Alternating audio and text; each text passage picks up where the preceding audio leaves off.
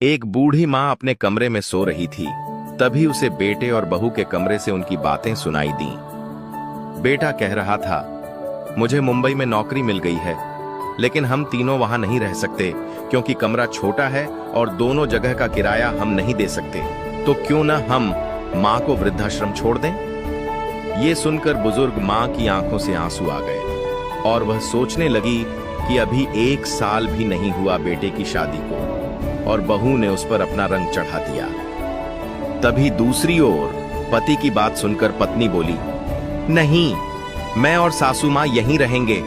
मैं पढ़ी लिखी हूँ, मैं बच्चों को ट्यूशन पढ़ाकर इतना तो कमा लूंगी कि अपना और माँ का गुजारा कर सकूं। और आपने तो बताया था कि माँ ने आपको लोगों के घरों में काम करके पढ़ाया था। सोचो, अगर माँ भी आपको किसी अनाथ आश्रम में छोड़कर अपना जीवन शुरू करती तो क्या आज आप यहाँ होते।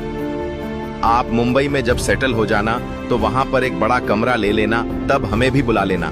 वैसे भी माँ वृक्ष समान होती है, वो सिर्फ छाया ही नहीं फल भी देती है।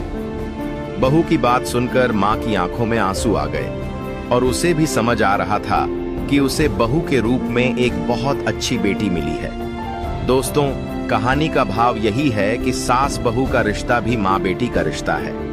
अगर कुछ प्रेम और सम्मान देने की कोशिश हो तो सच में ये रिश्ता बहुत प्यारा है, जो घरों और परिवारों को जोड़ने में एक महत्वपूर्ण भूमिका निभाता है।